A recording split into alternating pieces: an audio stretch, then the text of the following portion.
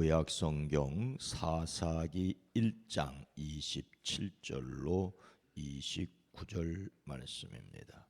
구약성경 361면입니다. 므낫세가 베스안과 그에 딸린 마을들의 주민과 다낙과 그에 딸린 마을들의 주민과 돌과 그에 딸린 마을들의 주민과 이블로암과 그에 딸린 마을들의 주민과 무깃도와 그와에 딸린 마을들의 주민을 쫓아내지 못하매 가나안 족속이 결심하고 그 땅에 거주하였더니 이스라엘이 강성한 후에야 가나안 족속에게 노역을 시켰고 다 쫓아내지 아니하였더라. 에브라임이 게셀에 거주하는 가나안 족속을 쫓아내지 못하매 가나안 족속이 게셀에서 그들 중에 거주하였더라. 아멘. 오늘 하루도 그리스도 예수 안에서 승리하시기를 주의 이름으로 축복합니다. 미국 대학의 정규 졸업식은 5월입니다. 우리나라가 봄에 새 학기를 시작하는 것과 달리 가을 학기부터 시작되기 때문이죠. 근데 올 졸업식에서 크게 보도된 것이 졸업식에서 졸업생들의 퇴장이었습니다. 보도에 따르면 지난달 23일 오전 하버드대 캠퍼스에서 열린 졸업식에서 일부 학생들이 돌연 자리에서 일어나 구호를 외치며 집단 퇴장을 했습니다. 지난달 12일에 열린 듀크대 졸업식에서도 약 40명의 학생이 행사장에서 집단 퇴장했고 버지니아 커먼웰스 대학에서도 마찬가지로 60여 명이 퇴장을 했습니다. 뉴욕 콜롬비아 대학의 경우에는 전체 졸업식을 취소하고 단과 대학의 개별 행사만 치르렀습니다. 하버드대 졸업생 수백 명이 졸업식에서 집단 퇴장한 것은 이스라엘의 가자지구 전쟁 반대 시위인 것으로 확인됐습니다. 이들은 학사복 위에 팔레스타인 전통 복식인 체크무늬 천을 두르고 전쟁 반대, 팔레스타인 해방 등을 구호로 외치며 이어서 행사장에서 퇴장했다고 합니다. 앞선 하버드대에서는 가자 전쟁 반대 텐트 농성 시위가 있었지만 졸업식을 앞에 두고 학교 당국이 강경 대응을 밝혀 텐트는 자진 철거를 했다고 합니다. 이스라엘과 팔레스틴 가자 지구 전쟁은 여전히 계속되고 있습니다. 이에 대한 세계적인 논란이 우리나라 서울에서도 시위로 뉴스에 크게 보도되지는 않았지만 여전히 있습니다. 가자 지역의 팔레스타인 무장 정파 하마스의 이스라엘 기습 공격과 납치로 시작되었지만 그 원인을 두고는 매우 오랜 깊은 상처를 가지고 있습니다. 그 땅의 평화를 기도하면서도 평화의 길이 쉽지 않다는데 절망을 하게 되고 그래서 또 하나님의 평화를 기도하게 됩니다. 우리는 그 땅의 평화와 함께 이 땅의 평화를 기도할 수밖에 없지요. 이스라엘의 가나안 정복을 시작하면서 어떤 지파들이 있었다고 오늘 성경은 말하고 있습니까? 쫓아내지 못함에 가나안 족속이 결심하고 그 땅에 거주하였더니 에브라임이 게셀에 거주하는 가나안 족속을 쫓아내지 못함에 가나안 족속이 게셀에서 그들 중에 거주하였더라. 하나님께서 아브라함을 갈대아 우르에서 불러 가나안으로 인도하셨지요. 그리고는 내가 너의 후손에게 이 땅을 주어 영원한 기업이 되게 하겠다고 약속을 하십니다. 이 약속은 아브라함과 아브라함의 아들 이삭과 손자 야곱에게로 이어졌습니다. 애굽에서 노예살이하던 이스라엘에게 모세를 보내시며 말씀하십니다. 내가 애굽에 있는 내 백성의 고통을 분명히 보고 그들이 그들의 감독자로 말미암아 부르짖음을 듣고 그 근심을 알고 내가 내려가서 그들을 애굽인의 손에서 건져내어 그들을 그 땅에서 인도하여 아름답고 광대한 땅으로 데려가려 한다고 말씀하십니다. 하나님께서 아브라함에게 약속하셨고 그 약속을 이루기 위하여 출애굽하여 가나안에 정착하게 하십니다. 그러나 그 정착 과정은 전쟁을 통한 정복이었습니다. 그곳에서는 이미 가나안, 헷, 아모리, 브리스, 히위, 여부스 족속이 살고 있었습니다. 일부와 화친을 하기도 했지만 대다수는 싸워서 차지했지요. 약속의 땅이지만 그냥 주어진 것이 아니라 싸워서 차지했다는 데 주목해야 합니다. 그래서 여호와 하나님을 비난하는 사람들은 전쟁의 신이라고도 비난을 합니다. 하지만 당시 세계의 역사는, 아니 오늘까지도 전쟁을 통하여 정복하려고 하는 것이 일반적입니다. 전쟁 자체를 거룩하다고 할 수 없지만 그것이 일반적 역사였다라고 하는 것도 기억을 해야 합니다. 오늘 말씀은 이스라엘의 가나안 정착 과정에서 있었던 일을 기록하고 있습니다. 하나님께서 아브라함에게 약속하신 땅을 단번에 그냥 주신 것이 아니었다는 것이지요.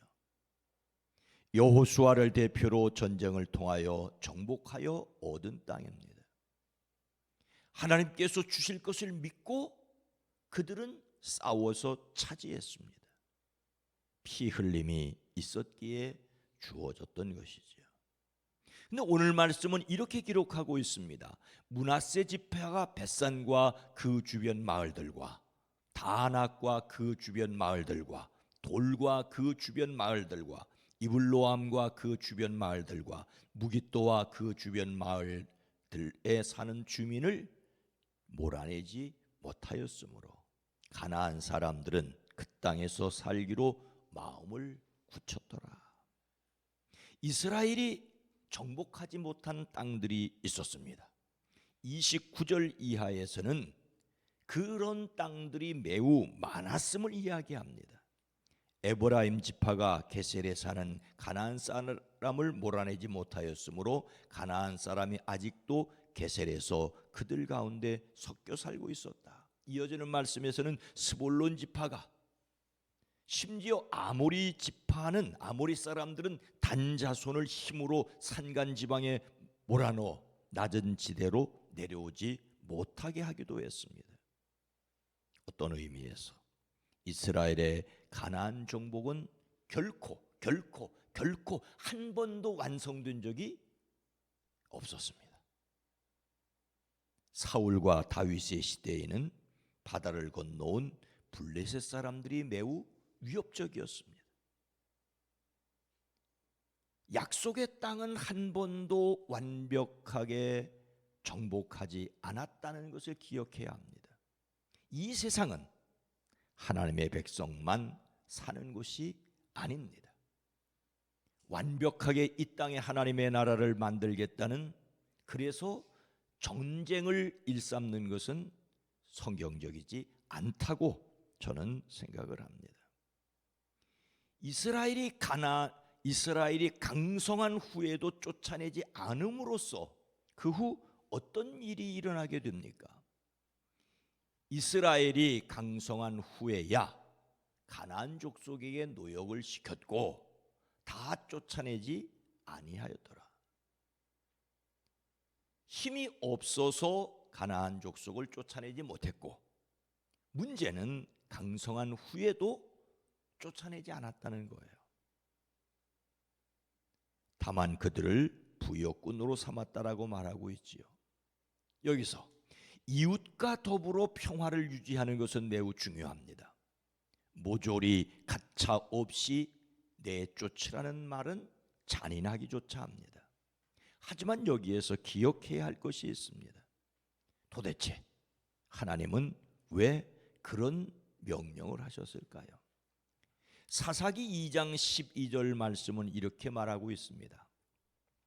애굽 땅에서 그들을 인도하여 내신 그들의 조상들의 하나님 여호와를 버리고 다른 신들 곧 그들의 주위에 있는 백성의 신들을 따라 그들에게 절하여 여호와를 진노하시게 하였으되, 이웃과 함께 살면서 평화를 유지하는 것은 모두의 희망일 수 있습니다. 그런데 여러분, 함께 행복하게 살기 위하여 한 남자와 한 여자가 결혼하여도 생각만큼 쉽지 않다는 것을 우리는 잘 알고 있습니다. 결혼에 문제가 있으니 결혼하지 말자는 사람들이 있지만 제 이야기는 결코 결혼하지 말자는 것은 아닙니다. 어느 선에서 타협해야 하고 어느 선에서 서로를 인정하고 함께 만들어가는 가정이어야 한다는 것이지요. 함께 살면서 하나님의 뜻을 기억하고 예수님을 닮아가야 한다는 것입니다. 이를 위해서 끊임없이 하나님의 지혜를 구하고 성령 충만을 사모해야만 합니다. 하나님 사랑과 이웃 사랑이라는 절대적 기준에서 어느 하나 무너져도 평화는 깨진다는 사실을 기억을 해야 합니다. 이스라엘은 가나안의 부족과 평화를 누리려다 하나님과의 평화를 깨뜨렸습니다. 그들은 하나님과의 평화를 위하여 부단히 노력해야 했습니다. 그런데 쉽게 타협하고 우상 숭배에 빠졌습니다. 구약의 율법을 지켜야 구원받는다는 논리로서는 죄를 완전히 쓸어버려야 했지요. 하지만 오늘 우리 그리스도인들에게는 이웃과 평화를 누리는 동시에 하나님을 경외해야 한다는 것을 기억해야만 합니다. 오늘 말씀을 우리가 마음에 새기고 하나님의 말씀을 철저히 따르기 위해서 기억해야 할 내용이 있습니다. 예수님께서는 너희는 가서 모든 민족을 제자로 삼아 아버지와 아들과 성령의 이름으로 세례를 베풀라고 말씀하십니다. 이것을 정복으로 오해하고 유럽의 군대와 함께 선교사들이 들어가 예배당을 세웠지만 철저하게 실패했습니다. 오래전에 스리랑카에 선교 훈련을 갔다 엄청 크게 충격을 받은 적이 있습니다. 스리랑카는 스페인이 300년, 네덜란드가 300년, 영국이 몇백 년, 스페인, 네덜란드, 영국 모두 기독교적 가치를 가지고 있는 나라들이 수천 년을, 1000년 이상을 지배를 했습니다. 하지만 제국주의가 무너지니까 스리랑카는 70%가 불교 국가고 가장 강성 불교, 우리나라와는 다른 강성 불교 국가가 된 것을 볼 수가 있습니다. 결코 총과 칼로 억압하는 선교 정책은 하나님의 방법이 아니라는 것을 깨닫게 됩니다. 예수님께서는 내가 너희에게 분부한 모든 것을 가르쳐 지키게 하라고 말씀하고 있습니다. 주님이 분부한 것은 뭡니까? 섬김과 희생을 배우고 따르며 가르쳐 사람들을 하나님께로 인도해야 합니다. 그야말로 구약의 율법적으로 싹을 자르듯이 정복해서 평화를 누린다고요? 천만에 그런 때는 세계 역사에 있을 수도 없고 있지도 않았습니다. 전쟁 그 자체로 결코 평화를 이룰 수 없습니다. 그래서 평화를 위한 노력은 계속되어야 합니다. 십자가의 사랑과 평화를 이루기 위해 소망하고 기도해야 합니다. 평화를 위해, 세계 평화를 위해, 내 마음의 평화, 가정의 평화를 위해, 기도하는 사람들 되어지기를 주의 이름으로 축복합니다. 거룩하신 하나님, 평화의 복음에 신발을 신으라고 했는데 힘으로 억압하며 예수님 복음조차도 율법처럼 다루려고 했던 세계의 흑역사를 보게 됩니다. 그리고 그 피 흘림은 오늘날도 고스란히 계속되고 있는 안타까운 모습을 보게 됩니다. 주여, 주여, 이 땅을 긍휼히 여기시옵소서. 주님이 십자가에서 피 흘려 주심으로 베풀어 주신 그 은혜와 사랑을, 평화를 기억하며 우리를 겸손히 하나님을 경외하며 이웃을 사랑할 수 있는 지혜와 용기와 능력이 넘치게 하옵소서. 내일 6월의 두 번째 주일을 맞습니다. 복되게 하시옵소서. 사랑하는 성도들의 가정, 일터, 사업장이 복되게 하시고 대한민국 이 땅에 평화를 더하여 주시옵소서. 예수님의 이름으로 간절히 기도드리옵나이다. 아멘. 오늘 말씀을 생각하며 평화의 복음을 확신하게 하옵소서. 그리스도의 사랑으로 섬기는 교회, 하나님의 평화를 누리는 세계가 되기 위해 기도합니다.